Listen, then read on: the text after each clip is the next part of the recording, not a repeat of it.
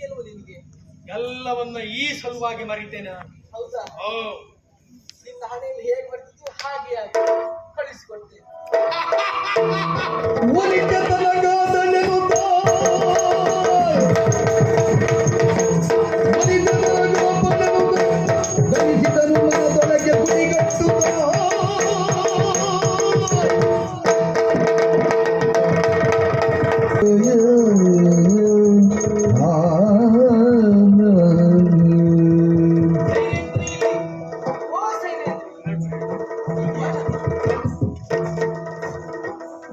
ಒಲಿತೆ ಸೈರಂಧ್ರಿಕೆ ಅನುಜನ ಮನೆಗೈದು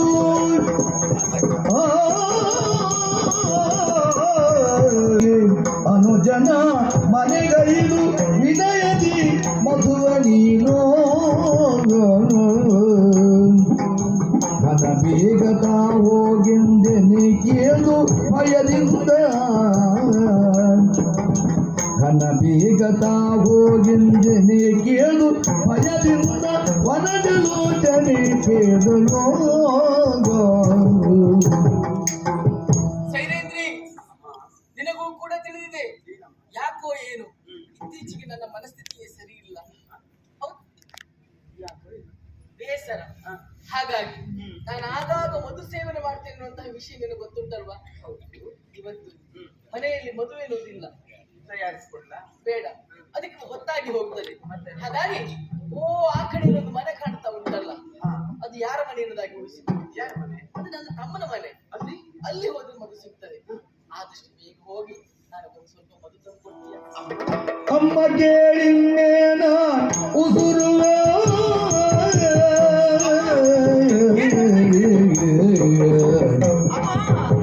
ಅಮ್ಮ ಕೇಳಿನ್ನೇನ ಉಸುರುವೆ ನಿಮ್ಮಯ ತಮ್ಮ ಕೇವಲ ದುಷ್ಟನೋ ನಿಮ್ಮಯ ತಮ್ಮ ಕೇವಲ ದುಷ್ಟನೋ ಹೆಮ್ಮೆಯು ಕೈಗದಿರನೋ ಹೆಮ್ಮೆಯು ಕೈಗದಿರಲಿನ್ನೋಳು ಹೋಗಲಮ್ಮೆ ನನಗೆ ನಾನು ದೇವಿಯೇ ಅಮ್ಮ ಹೆಮ್ಮೆಯು ಕೈಗಿಕ್ಕದಿರಲಿನ್ನೋಳು ಹೋಗಲಮ್ಮೆ ನಲ್ಲಿಗೆ ನಾನು ದೇವಿ ಅಮ್ಮ ಅಮ್ಮ ಅಮ್ಮ. ಇಲ್ಲಿಯವರೆಗೆ ನೀವಾಗಿ ನನ್ನಲ್ಲಿ ಕೆಲಸವನ್ನು ಹೇಳಬೇಕಾದದ್ದಿರಲಿಲ್ಲ.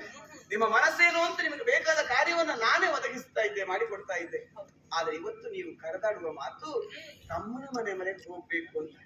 ಅಮ್ಮ, ನಿಮ್ಮ ಒಳ್ಳೆಯತನ ಕಂಡು ನಾನೊಂದು ಸತ್ಯ ವಿಷಯವನ್ನು ನಿಮ್ಮಲ್ಲಿ ಮುಚ್ಚಿಟ್ಟಿದ್ದೆ.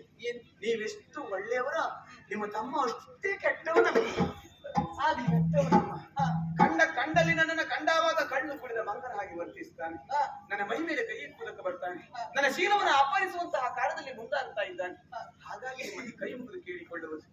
ಇಂತಹ ಸಂದರ್ಭದಲ್ಲಿ ಒಂಟಿಯಾಗಿ ನಾನು ಅವನ ಮನೆಗೆ ಹೋದೆ ಅಂತಾದ್ರೆ ಮದೋನ್ಮತ್ತನಾದಂತಹ ಆತ ಹೆಮ್ಮೆಯಿಂದ ನನ್ನ ಮೈ ಮೇಲೆ ಕೈ ಕೈ ಇಕ್ಕಿದ್ರೆ ಏನಾಗ್ತದೆ? ಏನಾಗ್ತದೆ ಏನಾಗ್ತದೆ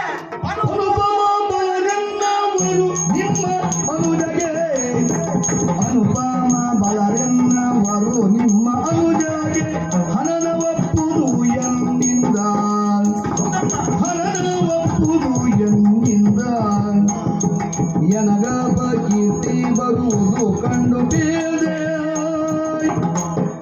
ಜನರು ಜೀಕಿಸುತ್ತಿದ್ದಳು. ನಿಮ್ಮ ಬಾಯಿ ನಿಂತ ಮಾತು ಬರ್ತದೆ ಅಂತ ನಾನು ನಿರೀಕ್ಷಿಸಲಿಲ್ಲ.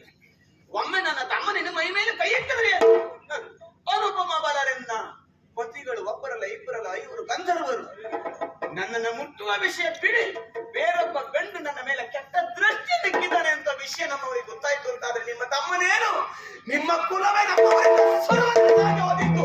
ನಾನು ನಿಮ್ಮ ಮನೆಗೆ ಊಟವನ್ನು ಮಾಡಿದ್ದೇನಮ್ಮ, ಉಂಡು ಮನೆಗೆ ಎರಡೆರಡು ನನ್ನ ಬಿಟ್ಟು ಬೇರೆ ಯಾರನ್ನಾದ್ರೂ ಕಳುಹಿಕೊಡಿ, ನಾನು ಹೋಗುವುದು.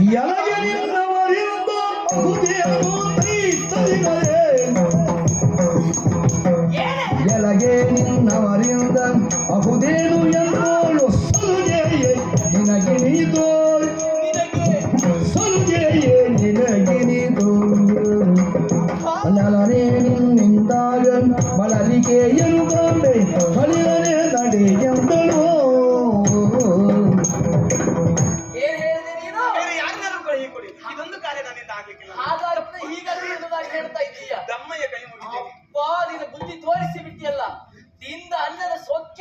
ಹೀಗೆ ನಿನಗೆ ಇಷ್ಟು ದಿವಸ ಅನ್ನ ಹಾಕಿ ನಾನು ಸಾಕಿದಕ್ಕೆ ಇದು ಒಂದು ಸಣ್ಣ ಕೆಲಸ ಹೇಳಿದ್ರೆ ಹಾಗಾಗ್ತದೆ ಹೀಗಾಗ್ತದೆ. ಬೇರೆ ಯಾವ ಕೆಲಸ ಬೇಕಿದ್ರೆ ಹೇಳಿ, ಶಯ್ಯಾಗಾರವನ್ನು ಪ್ರವೇಶಿಸುವುದಕ್ಕೆ ಕೇಳುವುದಿಲ್ಲ ಅಂತ ನೀವೇ ಮೊದಲಾಗಿ ಹೇಳಿದ್ದೀರಿ. ತಮ್ಮಯ್ಯ ಕೈ ಮುಗಿತೆ ನಮ್ಮ ಇದೊಂದು ಕಾರ್ಯ ನನ್ನಿಂದ ಆಗ್ಲಿಕ್ಕಿಲ್ಲ. ಹಿಡಿಯೇ ಬೇಡಮ್ಮ, ಹಿಡಿಯೇ ಬೇಡ ತಾಯಿ, ಬೇಡ ಹೇಳಿ, ನಾನು ಹೋಗುವುದಿಲ್ಲ, ನಾನು ಹೋಗುವುದಿಲ್ಲ. ಅಮ್ಮ, ಬೇಡಮ್ಮ, ಹೋಗು, ನಾನು ನನಗೆ ಮದುವೆ ಬೇಕು. ತಮ್ಮಯ್ಯ,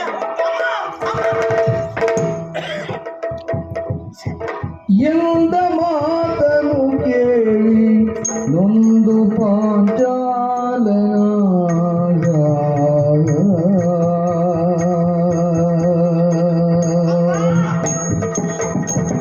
ಎಂದ ಮಾತನು ಕೇಳಿ ನೊಂದು ಪಾಂಚಾಲನ ನಂದನೆ ಮದುವೆಯೆಂದು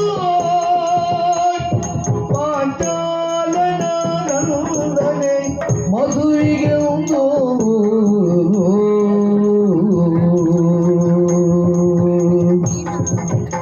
ಕೊಂದಲಿಗೆಯ ಕೊಂಡು ನಿಂದಳನು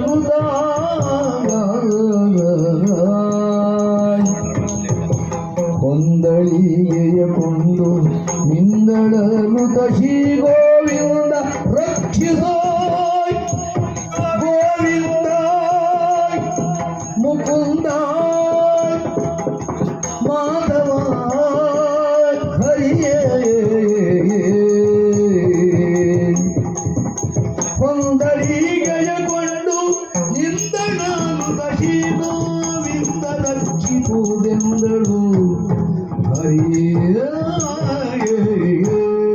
ಅಮ್ಮ ಅಮ್ಮ ಅಮ್ಮ ಅಂತ ಕೂಗಿದ್ರೆ ಎಲ್ಲಿದ್ದಾಳೆ ನನ್ನಮ್ಮ? ಏನ್ ವಿಚಿತ್ರ ಇದೆ, ಏನು ಆಶ್ಚರ್ಯ ಇದೆ. ಬೇರೆಯೇ ಇದ್ದು ಹೊಲವನ್ನು ಮೇಯುವುದಕ್ಕೆ ಮುಂದಾದ್ರೆ ಆ ಹೊಲದ ಗತಿ ಏನಾದೀತು, ಬೆಳೆಯ ಗತಿ ಏನಾದೀತು.